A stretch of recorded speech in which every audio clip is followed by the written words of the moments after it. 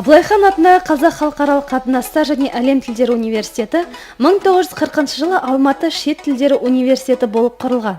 Биыл университетімізге 75 жыл толып отыр. Университет шет тілі оқытушыларын, филологтар мен аудармашыларды және журналистерді өз ісінің маман етіп шығарады.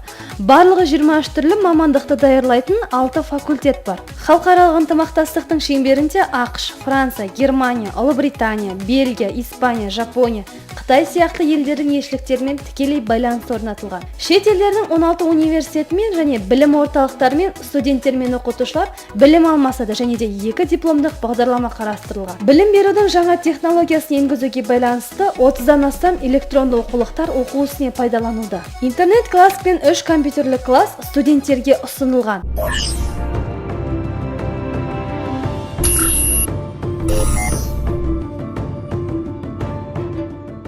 Университет арасында көптеген іс-шаралар өткізіліп, студенттер өмірін барынша қызықты өткізуге септігін тигізеді.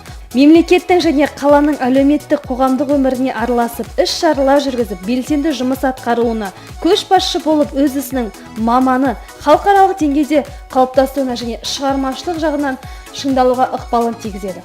Ол үшін студенттерге әртүрлі үйірмелер қарастырылған. Мысалы, театр, вокал, қазақ ұлттық аспаптарының оркестрі, қазақ және орыс көңілді тапқырлар клубы, Абылайхан атындағы дебат клубы сияқты іс-шаралар бар. Университетте волейбол, баскетбол, футбол, үстел теннисі, бадминтон және шахмат, жеңіл атлетика, қазақша күрес, қыздарға аэробика сынды спорт секциялары бар.